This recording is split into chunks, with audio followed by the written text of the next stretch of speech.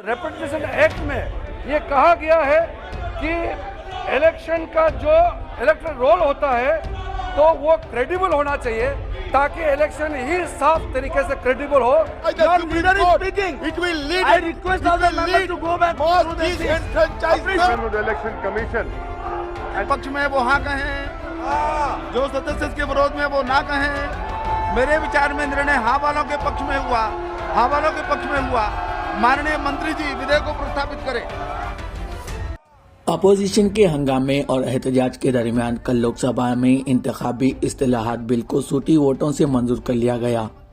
इसके तहत अब आधार कार्ड को वोटर आईडी के साथ जोड़ा जा सकता है। ताहम हुकूमत ने वाज़ेह किया कि ये इख्तियारी होगा, यानी लोगों की मर्जी पर होगा कि वो इससे जोड़ना चाहते हैं या नहीं। अपोजिशन ने इस बिल पर लोकसभा में बहुत हंगामा किया, लेकिन भारी अक्सरियत से हुकूमत ने इस बिल को मंजूर करवा लिया। अपोजिशन का इस बिल को लेकर कहना है कि हम लोकसभा में इस मसले पर बहस करना चाहते थे। अपोजिशन पार्टियों का ये भी कहना है कि किसी के वोटर आईडी को आधार कार्ड के साथ जोड़ने की इजाजत देने के इकदाम से मुल्क में ज्यादातर शहरी वोट डाल सकते हैं, लेकिन हुकूमत ने अपोजिशन के इस एतराजात को गुमराह कुन और बेबुनियाद कुन बताया। मरकजी वजीर किशन रजौरी ने कहा कि हुकूमत बोकस वोट और जाली वोटों को रोकना चाहती है। ऐसे इक़दामात में अपोजिशन को हुकूमत का साथ देना चाहिए।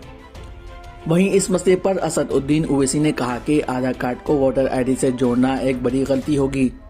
इससे जमहूरियत और शहरियों के हुकूक में कमजोरी होगी। आधार कार्ड में तकरीबन 8 और वोटर आईडी में कम से कम 3 से 4% गलतियां पाई गई हैं।